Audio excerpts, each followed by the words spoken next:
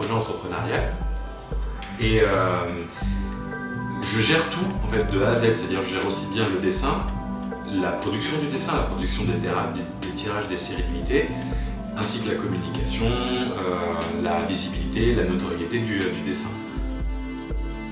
J'arrive à l'école des Beaux-Arts, donc moi je l'ai faite à Nîmes, et là où j'ai pu vraiment développer tout ce qui était la composition, l'édition, on avait des modèles de nus, on avait des modèles de portraits, des modèles d'imagination. J'ai appris la sérigraphie, et je pense que ça a été un tournant, puisque la sérigraphie permet en fait de créer de manière assez artisanale plusieurs séries. Et moi ça m'a beaucoup plu, mais j'étais très mauvais.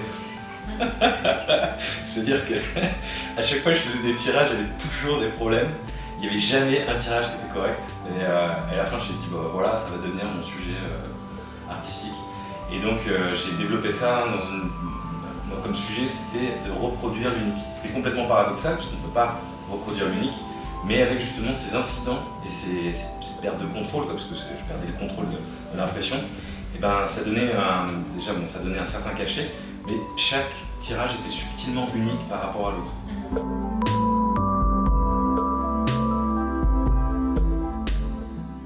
J'ai parti faire une école d'art appliqué.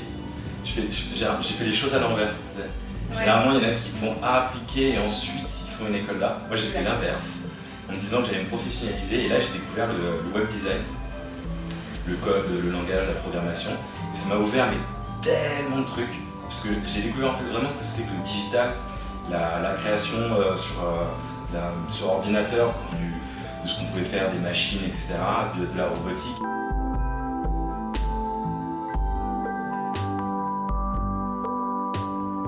Pendant 6 mois, j'ai intégré un Fab Lab. En fait, c'est un atelier communautaire où tu arrives et tu as plein de machines de découpe, des imprimantes 3D, tu as plein d'outils à disposition. Et moi, j'avais commencé à fabriquer des robots, j'ai commencé à fabriquer des machines et tout. Et je me suis dit à un moment donné, je vais faire une machine qui dessine. Et je commençais à faire un truc, un bricolage. J'ai attaché des câbles, stylisé des milieux et tout machin. J'ai dessiné, je fais c'est trop bien. Mais c'était pas précis du tout, c'était une horreur. Et là, je m'étais dit, l'accident c'est bien, mais quand c'est trop visible, le dessin du coup il perd tout. J'ai acheté donc une machine qui vient de Californie. Et j'ai cette machine depuis 1 an. Et je te jure, en 1 an, j'ai jamais autant produit de ma vie. En 1 an, j'ai dû faire plus de 600 dessins. Quoi. Donc je suis parti de là. Et en fait, si tu veux, c'est une suite logique par rapport à tout ce que j'avais développé déjà à l'école avec la sérigraphie, avec la reproduction de l'unique.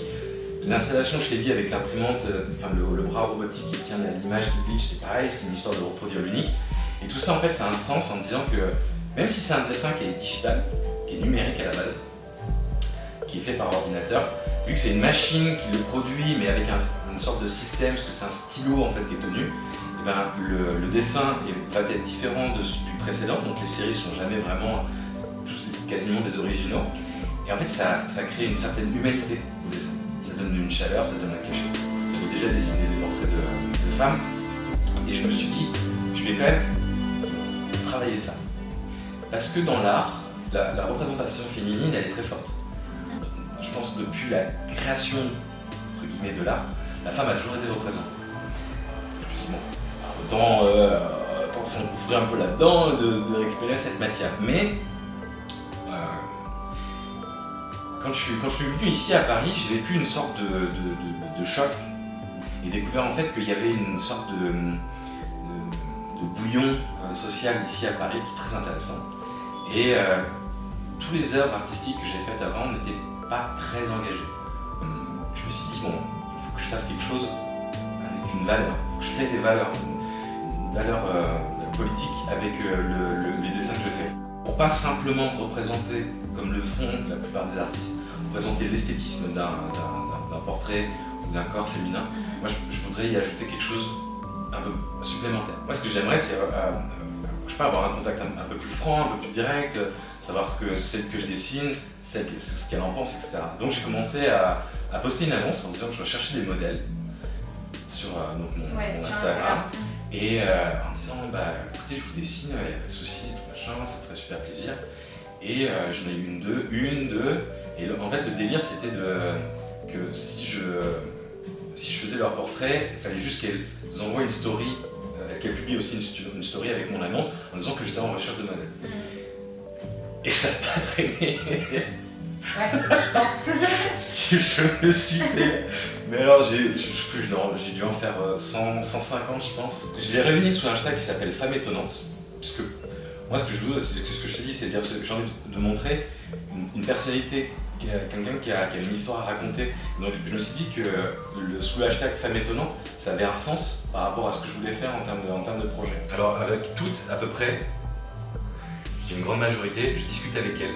Je me demandais quelles étaient leurs philosophies, etc., quelles sont leurs histoires, pour ensuite essayer de le partager en dessous de la photo. Donc je deviens une sorte de porte-parole.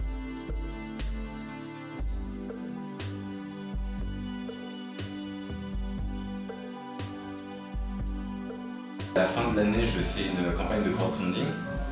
Et pendant cette campagne de crowdfunding, il va y avoir donc des dessins, des contreparties, je vais faire aussi des portraits.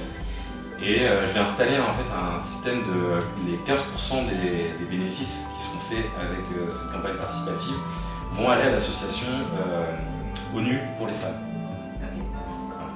Et je vais continuer à faire ça, c'est-à-dire que quand je mettrai mon site en ligne, mon e-commerce, une partie des bénéfices vont aller à des associations, aussi bien ONU pour les femmes que d'autres associations.